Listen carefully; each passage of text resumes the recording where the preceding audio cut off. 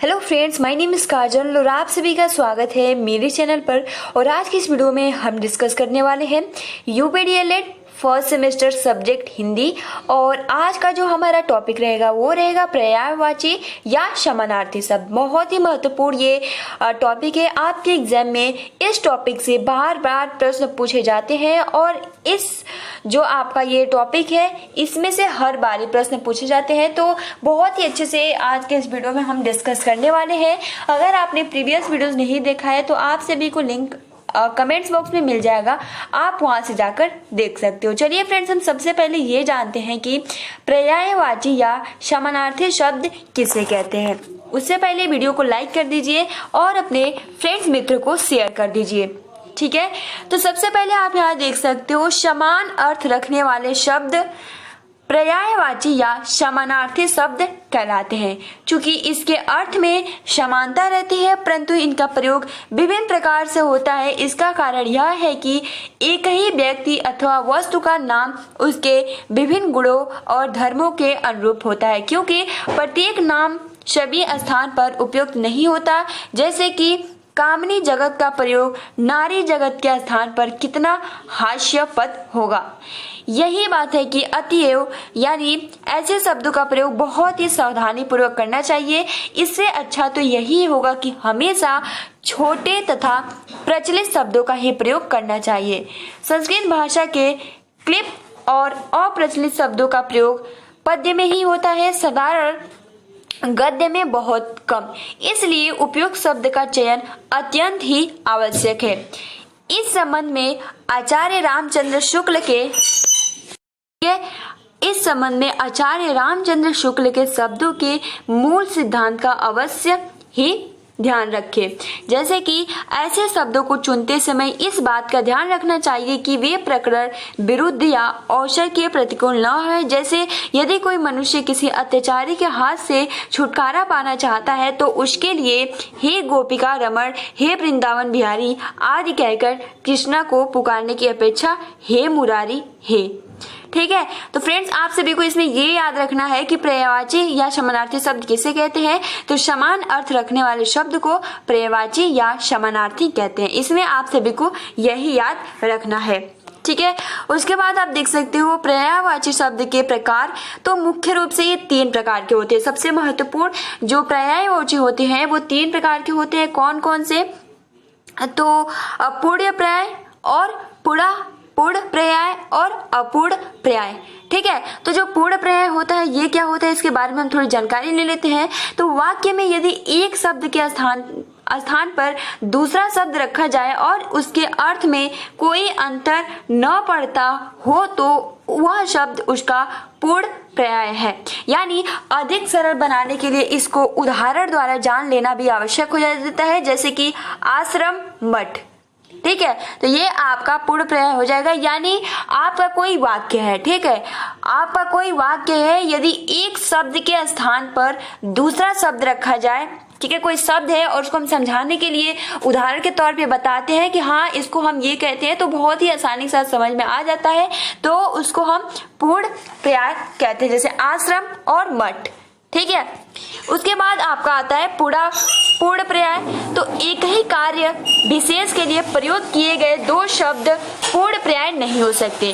जैसे कि दूसरे शब्दों में आप कह सकते हो जब एक प्रसंग का समानार्थी शब्द दूसरे प्रसंग में असमान अर्थ का बोध स्पष्ट करता हो तो पूर्ण पर्याय होता है। जैसे कि खाना खाना, निगलना, कपड़ा टांगना या लटकाना। तो ये आपका पूर्ण पर्याय हो जाता है। उसके बाद होता है अपूर्ण पर्याय। तो कोई भी व्यक्ति शब्दों के अर्थ की छाया बदलकर अपने ढंग से प्रयोग करता है और विषय की व्यापक के परिप्रेक्ष्य में उसी शब्द का प्रयोग नए अर्थ में होने लगता है, तो ये आपका अपूर्ण पर्याय कहलाता है, ठीक है। अब हम ये जानते हैं, तो बस इसमें आपको यही याद रखना है कि पर्यायवाची शब्द के कितने प्रकार है। तो मुख्य रूप से 3 होते हैं और ये एग्जाम में प्रश्न में नहीं पूछा जाता है, ठीक है। अब देखिए अ से स्टार्ट होता है। तो देखिए फ्रेंड्स, अ के कितने सारे अर्थ हो जाते हैं। अरड़े, तो अरड़े का वन हो जाता है, विपिन हो जाता है, ठीक है, अटवी हो जाता है, कानन हो जाता है, जंगल हो जाता है और कालांतर हो जाता है। तो आप देख सकती हो एक शब्द अरण्य का बहुत सारे मतलब इसके समान शब्द हैं। वन हो जाता है इसका अर्थ, विपिन भी हो जाता है, अटवी भी हो जाता है, कानन हो जाता है, जंगल हो जाता है और कालांतर हो जाता है। उसके बाद देखिए अंग, अंग के बहुत सारे अर्थ हैं। कलेवर हो जाता है, तन हो जाता है, शरीर हो जाता है, काया हो जाता है, वपु। उसके बाद अगला है आपका अग्नि। अग्नि जो है वो बहुत ही महत्वपूर्ण है। तो देखिए फ्रेंड्स, अग्नि का आग, अनल, पावक, दौ, धूमकेतु, धनंजय, जातदे, हुताशन, वैश्य, वानर, ज्वाला, वायुशक, दहन, ज्वलन, कृषाणु, रोहिता, शव, वहीन। तो फ्रेंड्स आपको इसमें केवल और केवल 4 ही याद करना है, आग, अनल, पावक, ठीक है, और ज्वाला भी याद कर सकते हो, इतना टफ याद करने की जरूरत नहीं है। उसके बाद देखिए फ्रेंड अचल, तो अचल के भी बहुत सारे हो जाते हैं। अचल यानी गिरी, इसका अर्थ हो जाता है सैल भी कह सकते हैं, नग कह सकते हैं, भूधर या महिधर, ठीक है। अब देखिए अचला यानी पृथ्वी को अचला भी कहा जाता है। अचला का अर्थ क्षिति हो जाता है, धारा हो जाता है, वसुंधरा हो जाता है, वसुधा हो जाता है और धरती हो जाता है। तो आप देख सकते हो अचला यानी मतलब इसको पृथ्वी भी कह सकते हो, धरती भी कह सकते हो। उसी तरीके से आपका असुर, तो असुर को धनुष, दानव, राक्षस, निशाचर, रजनीचर, यातुधान, सुरारी, ये आपके असुर के इतने सारे अर्थ हो जाते हैं। उसके बाद आप अनुपम में अगर आप देखें तो अनुपम का हो जाता है अद्भुत, अनूठा, अपूर्व, अद्वितीय यानी अनोखा। कुछ यानी जैसे कि कुछ हम बोलते हैं बहुत ही अद्भुत है, ठीक है, यानी कुछ नया चीज देख लेते हैं या फिर कुछ अच्छा चीज, तो हम मतलब ऐसा रिएक्ट करते हैं, ठीक है, अनोखा है। उसके बाद आप अमृत का अगर देखें तो अमृत का आपका अर्थ हो जाता है सुधा हो जाता है, अमीय हो जाता है, सोम हो जाता है, पीयूष हो जाता है, अमी हो जाता है, ठीक है। अमृत के इतने सारे अर्थ होते हैं। अभिजात का आप देख सकते हो श्रेष्ठ होता है, पूज्य होता है, उच्च होता है, कुलीन होता है। अगर बात करें अश्व का तो ये तो आप सभी को पता ही होगा, अश्व का आपका है, ये अश्व वाला बहुत ही महत्वपूर्ण है। ऐसा आता है कि अश्व का अर्थ क्या होता है, इसके समान शब्द बताइए, अर्थ बताइए। तो आपका है हो जाता है बाजी, तुरंग, घोटक, घोड़ा, सैंधव, ठीक है। उसके बाद अधर, तो अधर का आपका ओष्ठ हो जाता है, ओठ हो जाता है, रद छंद हो जाता है, रद पोट, क्लियर। अनार का जैसे कि हमने संस्कृत में डिस्कस किया था, दरिडम हो जाता है, शुक प्रिय हो जाता है, राम बीज हो जाता है, ठीक है। तो ये अनार के इतने सारे अर्थ हो जाते हैं। अंधा का देखिए नेत्रहीन, शूरदास, अंध, चक्षु विहीन, चक्षु मतलब आंख होता है, विहीन यानी उसके पास आंख नहीं है, प्रज्ञा चक्षु, ठीक है। तो ये आपका अंधा का हो जाएगा, ठीक है फ्रेंड्स। उसके बाद जो है आपका अनाज का अगर हम देखें तो अनाज के बहुत सारे जैसे कि अन्न, धाने, शस्य, ठीक है। अध्यापक का आचार्य, गुरु, शिक्षक, प्रवक्ता, व्याख्याता, ठीक है, व्याख्याता। अनेक का नाना प्रकार, कई, एकाधिक। अनुवाद का आपका भाषांतर हो जाता है, बहुत ही महत्वपूर्ण। अनुवाद का अर्थ क्या क्या हो जाता है, तो भाषांतर हो जाता है, उल्था हो जाता है, तर्जुमा होता है। अन्वेषण मतलब गवेषण हो जाता है, खोज, जांच, शोध, अनुसंधान। उसके बाद अपमान का अनादर, अवमान, बेइज्जती, अवज्ञा, तिरस्कार, उपेक्षा, निरादर। उसी प्रकार अपराध का तो कसूर, दोष, जुर्म। अगला है आपका अप्सरा की, देखिए बहुत सारे अर्थ हो जाते हैं। अप्सरा का अर्थ होता है देवांगना, फिर सूरबला, उसके बाद दिव्यांगना, सूर सुंदरी, देवबला। तो आप देख सकते हो अप्सरा के बहुत सारे अर्थ हैं।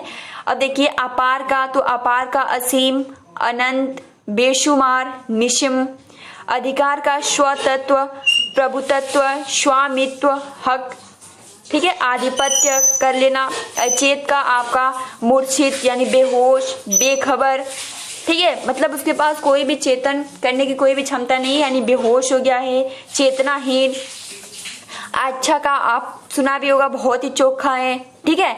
तो चोखा, बढ़िया, उम्दा, आला, ये आपका चोखा के चोखा का भी कह सकते हो और अच्छा का भी इतने सारे अर्थ हो सकते हैं क्या, होंगे ही। अंश का भाग, हिस्सा, अवयव, ठीक है। अभिप्राय का मतलब अर्थ, तात्पर्य, मतलब, मायने, आशय, बहुत सारे अर्थ हो जाते हैं। तो ये आपका पूरा अ से था। अब देखिए फ्रेंड्स, आ से स्टार्ट होता है, तो आ से आपका आकाश, ठीक है। आकाश के बहुत सारे अर्थ होते हैं। आकाश का आपका गगन हो जाता है, नभ हो जाता है, अंबर, व्योम, अनंत, अंतरिक्ष, ठीक है फ्रेंड्स। आनंद का तो आप सभी को पता ही है, आप इसका लिख ही सकते हैं, सुख, चैन, प्रसन्नता। उसके बाद आदित्य का देखिए, बहुत ही महत्वपूर्ण है। आदित्य का आपका हो जाता है भास्कर, दिवाकर, दिनकर, सूर्य, ठीक है। आम का सहकार, रसाल, आम्र, पीक बंधु, अमृत फल, ठीक। इतना बहुत ज्यादा है। आँख का हर बार पूछा जाता है, लोचन, नयन, नेत्र, चक्षु, दीर्घ, अच्छी, अम्बक, ठीक। आंगन का देखिए, तो आंगन का आंगना हो जाएगा, अजीर हो जाता है, प्रांगण हो जाता है, बगर भी हो जाता है। आकर्षक का दिलकशी, खिंचाव, विमोहन, सम्मोहन, ठीक है।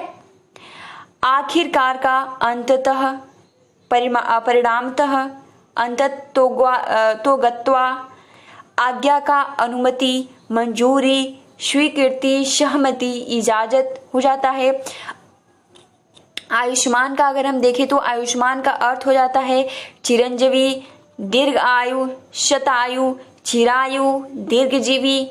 आश्रय का अवलंब, भरोसा, सहारा, आधार, प्रश्रय। आशीर्वाद के बहुत सारे अर्थ हो जाते हैं, जैसे कि आशीर्वाद का आशीष हो जाता है, ठीक है। मंगल कामना, आशीर्वचन। उसी प्रकार आवेग का तेजी, जोश, चपलता, त्वरा। आलसी का जो अर्थ हो जाता है वो हो जाता है सुस्त, काहिल, ठलुआ, निकम्मा, ठीक है फ्रेंड्स।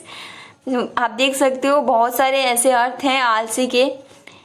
उसके बाद आदरणीय का सम्मान्य, पूज्य, पूजनीय, ये तो इजी है। आचार का चरित्र, स्वभाव।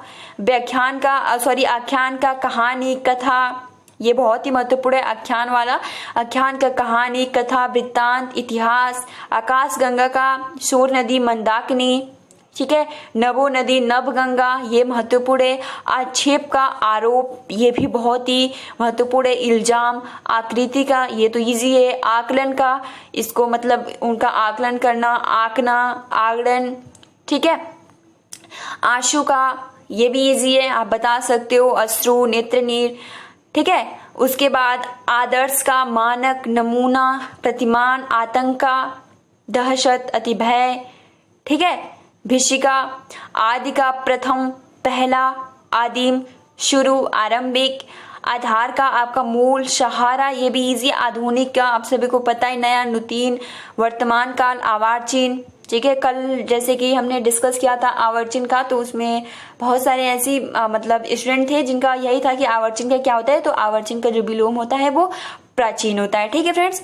आपत्ति का आपदा, मुसीबत, विपदा। आवाज, ये भी इजी है। आवश्यक, आडंबर, दिखावा करना, आडंबर करना, ठीक है। परपंच। आश्रम का, जैसे कि हमने शुरू में डिस्कस किया था कि आश्रम और मठ हम दोनों ही यूज कर सकते हैं ताकि बहुत ही आसानी के साथ उनको समझ में आ जाए, ठीक है। आशय का भाव, ये भी इजी है। आहार का भोजन, खाना, ये बहुत ही आसानी के साथ बता सकते हैं। उसके बाद इच्छा का, ये भी बता सकते हैं। इंद्र का देखिए बहुत ही महत्वपूर्ण है। सुरपति, सचिपति, मधवा, ये महत्वपूर्ण है, ठीक है। वज्रधर। इंद्राणी का इंद्रवधु, इंद्रा। इंद्रधनुष का चक्रचाप, ठीक है। सूरचाप। इंद्रपुरी का देवलोक, अमरावती। इनाम का उपहार, इठलाना का शेखी मारना, ठीक है। ऐंठना, ये आपका शान दिखाना, इतराना। अब इशारा का सैन, निर्देश, संकेत, इंगित। इच्छुक का, ये भी इजी है। इनकार का, ये भी। ईश्वर का तो मतलब आप सभी को पता ही होगा। ईमानदार का आपका निश्चलता, निष्कपट। ईर्ष्या का आपको जलन, ये भी इजी है। ईख का गन्ना, ऊख, ये भी मतलब उतना टफ नहीं है। अब देखिए उचित, उचित का ठीक, वाजिब, उपयुक्त है।